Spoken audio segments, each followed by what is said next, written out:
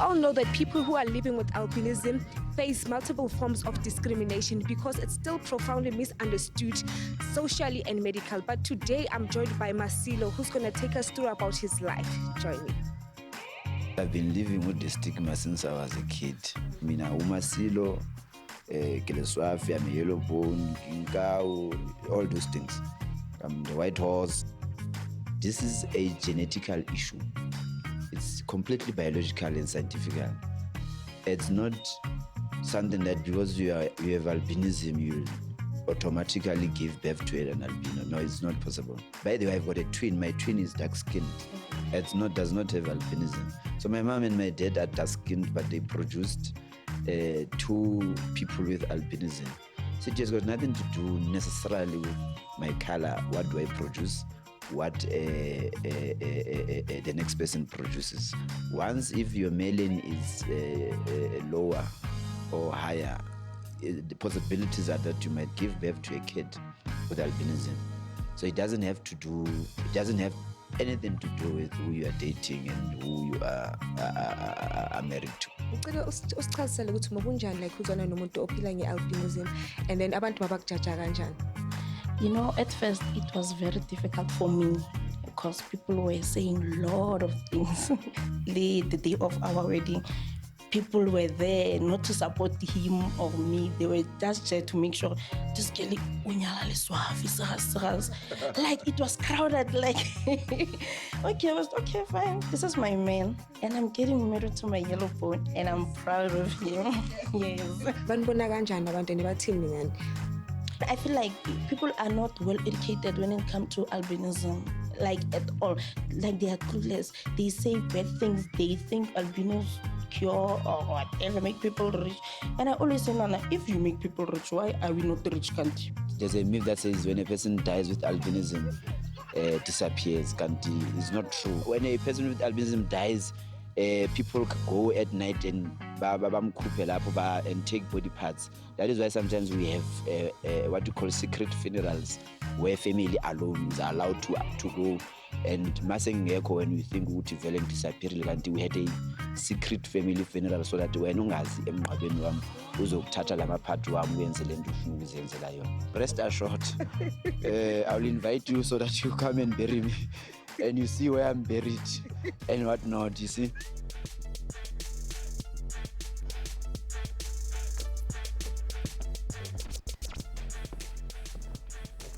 We say power to loving the skin that you're in. And on that note, we want to say hello, Dumelang Sanbonani, South Africa. This is Expressions, your #1 current affairs show. And this is the place where you air your views. I'm your host, Jacqueline Mapala. I'm your host, Umqolisi Masango. Sizagene from our headquarters in Johannesburg, Auckland Park. We put the spotlight on albinism. We tackle the myths, superstitions, and stereotypes. Our poll question this evening, we ask, is enough awareness created to dispel misconceptions about albinism in the country? Well, that's a very important question, especially because the month of September is Albinism Awareness Month. For many years, albinism has been profoundly misunderstood socially and medically. Albinism is an inherited genetic condition in which the body does not produce enough melanin. This is a chemical that is responsible for the eye, skin, and hair color. Various awareness campaigns have been launched in South Africa during this month in order to challenge the negative perceptions of this condition. People living with albinism face discrimination, hurt, and even personal danger. We bring you powerful voices of game changers and activists in their own right, and they are certainly changing the misconceptions about the conditions. Now, before you meet our guests, let's just quickly find out what you on the streets had to say. Take a look at this. So besestradini-ke namhlanje sibuza abantu ukuthi how they feel kahle kahle bona nge-albinism and people living with albinism and nama-myths akhona based on albinism. So sestradini siyababuza sigatherisha more information about them. Asiye khona. You cannot choose to have a child with albinism or a child born with albinism. But then what we have to do is just to accept them and live with them. They are people also. These are people that we have to live with, we have to accept in the community. They should embrace themselves more. They should stop putting themselves in a nutshell and all that. It would be much better if we had educational conferences teaching us in communities more about albinism. Sibona nje kwabantu isikhathi esiningi vele saba criticize vele emalibhini asina background enkulu ngabo nje. Mina ngibona ukuthi isikhathi sokuthi sichinje. Kunini labantu laba basenkingeni, they are endangered. They don't die, they only disappear. So that is the myth that I know about albinism. But if uzothola umuthi odibaniswe nomuntu oyi-albino uzoba strong akekho umuntu ongahlula mangathola umuthi odibaniswe nalo muntu lo. Zizangoma most ezibasebenzisayo bayababulala then ukuze bafumane lonto yabo for izangoma nje. Shukuma vele thinika siyayithola mesibona ama-albino vele shukuma ukuthi umuthi omunye ostrong kabi yayithola nje shukuma nakhona if uthole i-albino umuntu webhizinisi uyasho naye ukuthi ngifuneleni umuntu kanje bese vele bayababulala nama-albino yayithola. Some interesting comments from young people on the streets. But to help me unpack this issue a little bit more, we're joined by our very own, our media personality, Kerpuleng Mulavazi, as well as model and entrepreneur Simba Gozo. Welcome to Expressions. Thank you for having us. And of course, I never do this by myself. My co-host Mkolisi is on the other side of our studio. And of course, he's going to be manning our social media wall and bringing some of your perspectives and insight on this also important conversation. Let's get straight into it. Hey, media personality. I don't even know. Don't go there, Jackie. But let's delve deeper into this issue. I mean, I think with you, Buleng, I want to find out, how do we humanize this, the ideas and the concepts that we have around albinism? But most importantly, how do we change the attitudes that people have about it? I think the first step that we can do, and as a collective, as the media, as the public, as members of the government, is paying attention to the nuances. I mean, I saw in the inside people were still saying, I'm albino, albinos.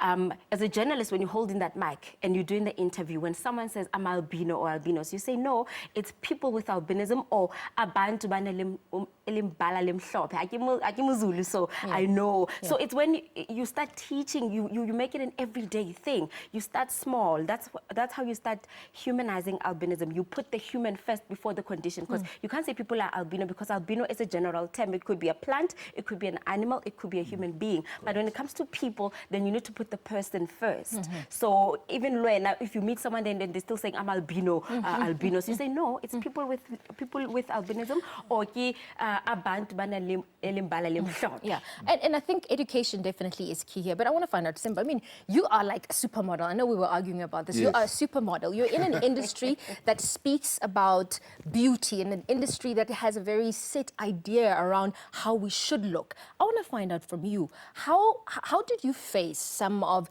the stereotypes and the myths? How did you overcome it? All right, there are many challenges, I call them challenges, in terms of stereotypes or myths. How I overcame them, obviously, I'm very fortunate to come from a very supportive family.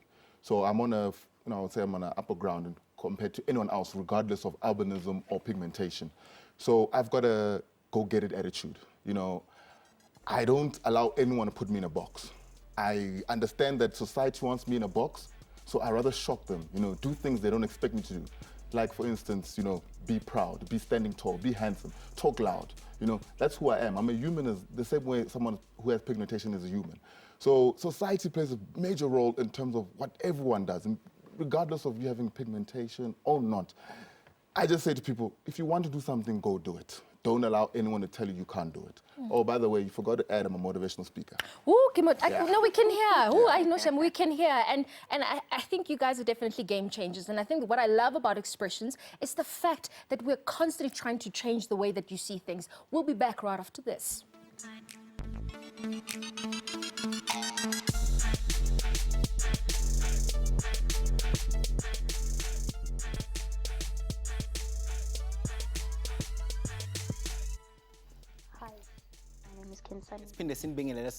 You're still watching your Expressions, your #1 youth current affairs show. Namhlanje kusihlwa, we dispelling myths, stereotypes and superstitions. We ask, is enough awareness created to dispel misconceptions about albinism in the country? I'm now joined by Mrs. South Africa finalist, Usphiwe Nkosi kanye noMphosi Gama. Welcome and thank you for coming through to Expressions, guys. Thank you. Thank you. Usphiwe, ngizoqala ngawe sisi. Do you think ukuthi society has done enough to make strides ukuthi sidispele onke ama-myths around people living with the albinism?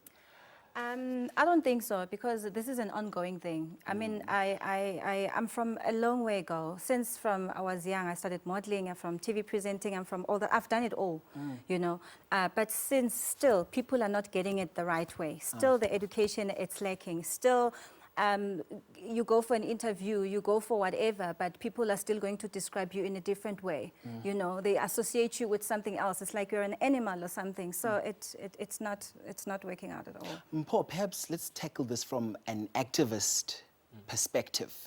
What are you picking up on the ground? What are the trends? What is society saying? Because ngiyazi ukuthi abanye bethu, it's also the way that we socialized in the way we deal with people who live with albinism.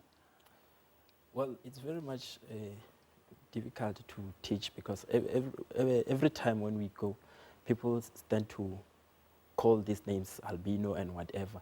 So it keeps on going on just like that. So there's so many matches going on. There's so many awareness workshops going on. I don't know, we need to include it more into school syllabus as well, so that it doesn't become only one part that says albinism is about a lack of melanin and what. They must go deeper right within. More awareness, indeed.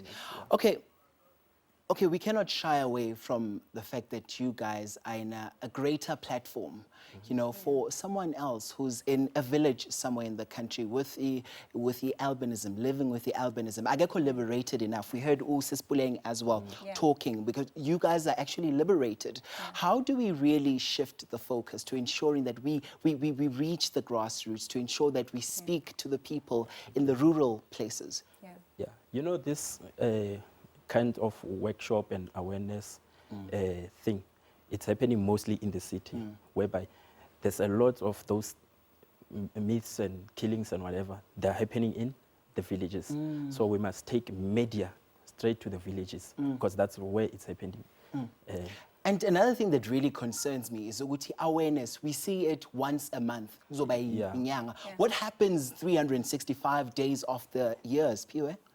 It shouldn't be something that happens once a month. It's like Women's Month. It's like Father's Day. It shouldn't something that happens once. It should something that happens every day. I mean, I don't celebrate Valentine's Day because I believe that love should be celebrated every single day. Same thing with albinism. If it's something that we can focus on from January up to December, it's something that people can really start paying attention to it. You know, people can start learning from it. They can learn from the workshops, they can learn from the government, they can learn from everywhere. If there's a child that's born with albinism in the hospital, someone should be there to be able to assist the family, the mother, everybody else as well. Okay, let's pick up some comments on social media. Jotham says, hello, I believe that there isn't enough done to dispel misconceptions of albinism, because we still have African people who still believe that body parts of albinos are good for medicine, so the state must give harder punishment to perpetrators who kill people living with albinism. Musa Wengosi says, I believe that as South Africans, we need to understand that albinos are humans like everyone. We should love them and protect them, and we can do more to save them. Bongi says awareness has gained momentum. However, due to the deeply rooted stereotypical beliefs and ignorance, people still insist that albinos are different from the rest of us. At the back of that, Puleng, we just saw a myth here that has been put on our social media comments. Puleng, what's the most unrealistic myth you've ever heard about people living with albinism? It's just the typical belief. I mean, I was at the conference not so long ago, and I had an intellectual who is a dermatologist from Nigeria, and she came to me and said, you know, I take care of people with albinism in my country, and you guys are a blessing because the more we take care of you, the more blessings we receive. So she says, for example, you go to a barber, they'll cut your hair, and then they keep your hair. So we're not how the barber cuts your hair and keeps it. And to her, she thought it was okay. She thought we were conversing, and I found it very offensive. And I said to her, but you cannot come to me in a conference like this and tell me this. So it's very shocking how normalized abnormal things are in Africa. And that's where we need to, I mean, I do agree with the guys there, but it's not only in villages, it's intellectuals, it's politicians, it's teachers, it's dermatologists who still practice this because it's normalized that people with albinism have superpowers. Indeed, shocking indeed, Buleng. Well, at the back of that, I just need to quickly check in with some of your voice notes. And this is your expression for this week. Roll it. Hi Expressions, my name is Kensani Chauge. I think there isn't enough awareness created to dispel misconception about albinism because they are still discriminated against. Some are even killed. So there isn't enough awareness. Okay, there isn't enough awareness. Spear, would you agree before we go to ad break? I do. I 100% agree on what she's saying. Yeah, I 100% because the killings are still going on. Everything is still going on. Everything is still the same. There's no changes from the past year. The percentage is still going a bit high each and every single day. All right, and of course, statistics continue to be shocking around the killings as well. Mbugeli, now Lapekaya, do make sure you make your voice heard. Do interact with us on Facebook as well as on Twitter, we're expressions_10. Remember to tell a friend to phone a friend that the biggest current affairs show is now showing. This is Expressions. See you after this.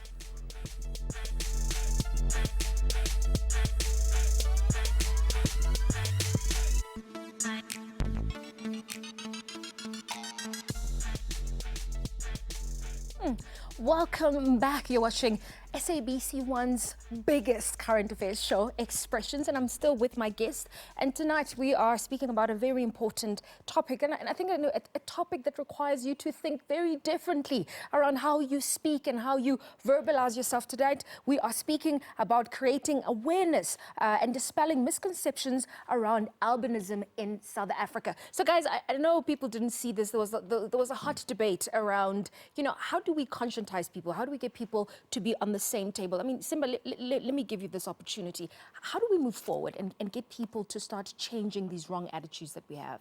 All right. The first way is what Buleng said, obviously humanizing it. So, for example, media can play a big role. So instead of having a character in a movie who has albinism be portrayed as, you know, a mystical creature or being beaten, why can't he be the doctor who's, you know, the player, he's got all the girlfriends? Why can't we have him play the same role that we have someone with pigmentation? The same way.